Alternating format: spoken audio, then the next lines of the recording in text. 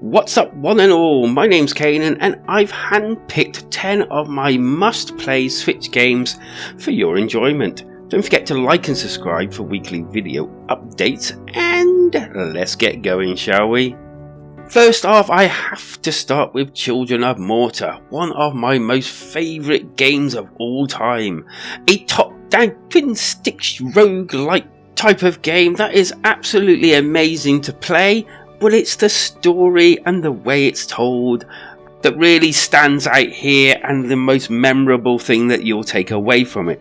And the narrator who voices the story has one of them voices you can just listen to all day. Next up we have The Elder Scrolls, and if you've been living under a rock for years now, isn't it? You may have missed this one, but for everyone else, this had to go on the list. An RPG that is legendary and hundreds of hours of gameplay with its amazing settings. I quite often found it hard to run through the main game and the main quests, as I would always get sidetracks on the side quests and just wandering around finding weird and strange things to do. This is a must-buy for anyone that actually is into this sort of RPG game. It's possibly the best one out there. It does have a few faults, but it's certainly the best in its genres, and I have to say I own this about 4 times on different formats. That's pretty well how good it is. Next up, I give you Rogue Legacy. I love a good roguelike, and this one's my favourite side-on platforming hack and slasher. But this one has a nice little twist. When you die, you then pick up from one of your ancestors, and these can come with perks, but not always good ones. Dodgy, sighted Auntie Vilma, but we still love her, don't we? You even get, as you would expect, to put up stats by increasing your homestead, and even put up other aspects of the characters at like smiths and mage camps. Just be aware that it does actually cost a lot to go adventuring, so to get those coins you have to give your coins. I have to admit, this system where you have to give half your coins to start with to this evil dude at the beginning of the game felt really unfair, but it does make more and more sense as you go into the actual game. Dark Souls Remastered. Haha, Dark Souls, my old nemesis. This game is so hard that I often wonder why I put myself through this hard third-person hack 'em up, and my stress levels go through the roof. There is a reason this is the best out there though, and there's a reason they call games soul-like games. This is obviously the reason. Definitely a genre-defining game, and each of them got better as it went along. Unfortunately, it's only the one on the Nintendo Switch, but it's remastered and it's pretty decent still. Overcooked 1 or 2, or like me, I just got them both. Cooking games are a big thing on the Switch, and one of my favourite has to be... two of my favourites has to be Overcooked games, or the Overcooked games. Great to slap on with company and great on your own. This one's unique in the way it plays, with one player taking half of the kitchen, and basically one does the other half of the kitchen. So one does half the task, hands it over to the other player, and they do the other half of the tasks. And yes, you have to work in harmony to get this done. There are quite a few different characters that you can pick, and also a lot of different quirky style kitchens, and there's things like earthquakes and things going on as well, which is pretty darn cool. But beware, if you play with other people that are your friends, this can ruin friendships. Honestly, it really can. And next up we have Burnout Paradise Remastered, another remastered game on the Switch. I had to put this one on the list as, well, Burnout games have been a massive part of my gaming life, and I love them all. I mean, they are incredible games. Paradise is more of an open world than all the others, but still has the fun and feel down, crashing your cars and all it falling apart. It really does look, sound and just feel so incredible. I'm also happy to say, on a little side note, that the devs are now making a Burnout type game again, and I think the second one is coming to the Switch at some point, or they'll probably put both together, I would have thought. I was lucky enough to play the first one, and yeah, it was pretty decent.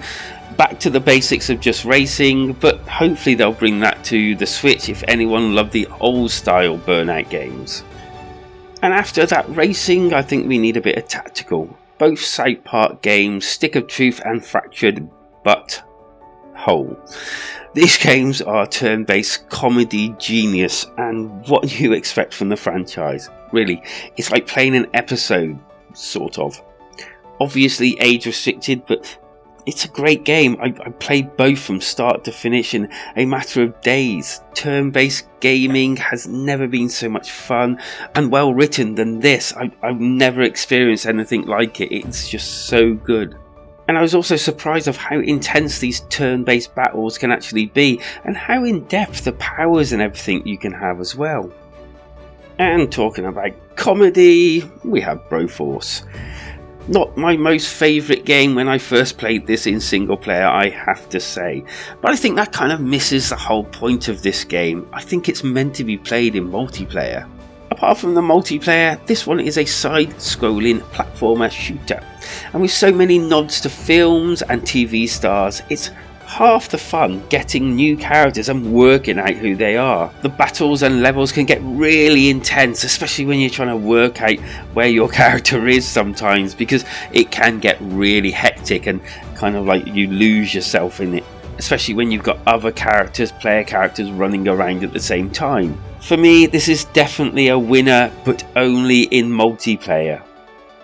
What's that? 2 racing games in my list? Well, I had to add Mario Kart 8, didn't I? So we all know Mario Kart, and 8 follows in the same vein with a few extras thrown into the mix. Such like holding 2 items at once, then there's battle modes and all sorts of shenanigans to behold and try out. There's also new tracks with the Online Plus package, and I will cover all these in more detail on another video at a later date, as I've only just signed up to it and I'm kind of like trudging through it all, so there will be videos on the online experience very soon as well. But as far as kart racing games go, this is the best, and basically everyone else tries to copy them. Mario Kart 64, anyone? That's a highlight of mine. And keeping with kind of the sporting genre, Nintendo Switch Sports. Okay, so I got this day one and hoped it would be a great game, full of fun online and offline with friends in the same room. It did not let me down, I have to admit. So much fun, so many games, and golf added recently, which worked for me well enough to enjoy. The online couch bowling games combining both online and couch multiplayer was just sheer genius as far as I'm concerned, and really good fun to play. Definitely one for the parties, or if you have a few over as entertainment. And if you're stuck at home on your own and you don't have any mates around, the single player online is still a blast to play. So much to enjoy in this one. Highly recommended for party players. There you go, my first top 10 games that must be played by any Switch owner. There are plenty more, trust me, and I'll put another list together if enough like this video. And that is your cue to go like the video right now. And heck, if you're not subscribed, you might as well subscribe as well whilst you're clicking those buttons for more weekly videos like this one. Thanks for joining me, hope you all enjoyed yourself, and I'll see you on the next Switch Heads video. Take care out there, because life is better when we switch together.